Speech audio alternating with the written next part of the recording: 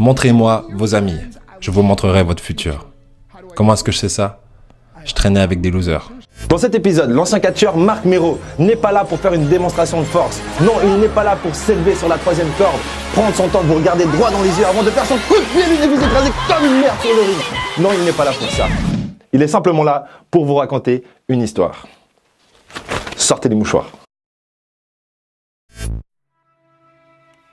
Ma maman était à tous mes événements sportifs. Disons que je jouais au football, ok?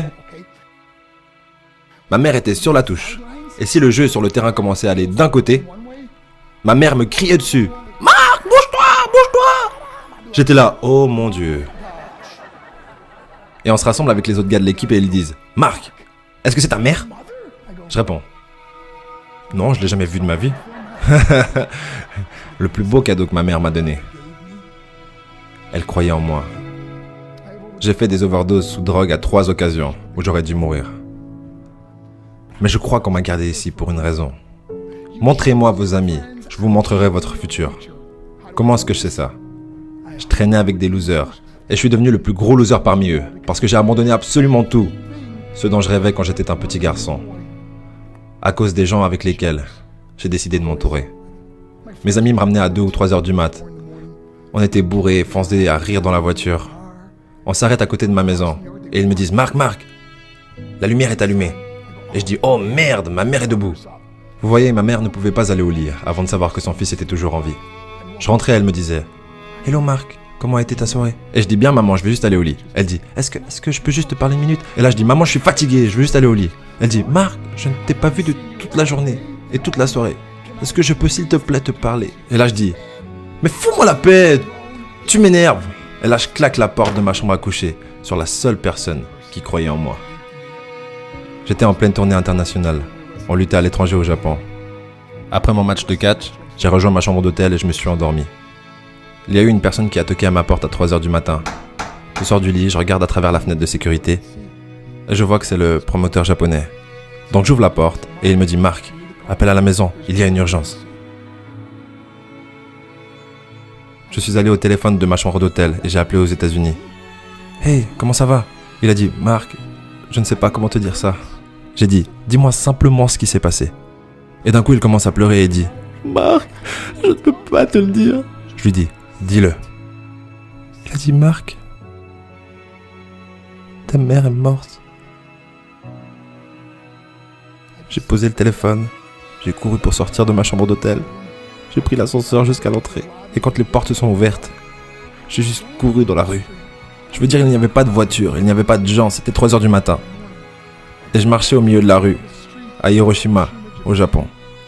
Et je me rappelle regarder en l'air en disant « Maman, je suis tellement désolé. » J'ai pris l'avion pour ses funérailles. J'étais tellement nerveux de devoir marcher jusqu'à son cercueil, alors je suis resté dans le fond. Et je continuais à regarder à distance, et je n'arrêtais pas de penser « Maman, s'il te plaît, réveille-toi. S'il te plaît, lève-toi. » Et j'ai finalement eu le courage de marcher jusqu'à elle. Et en me rapprochant, je peux voir ma mère pour la première fois. Je veux dire, elle était tellement belle. Elle était habillée en blanc. Elle ressemblait à un ange. Je me suis juste tenu en dessus d'elle.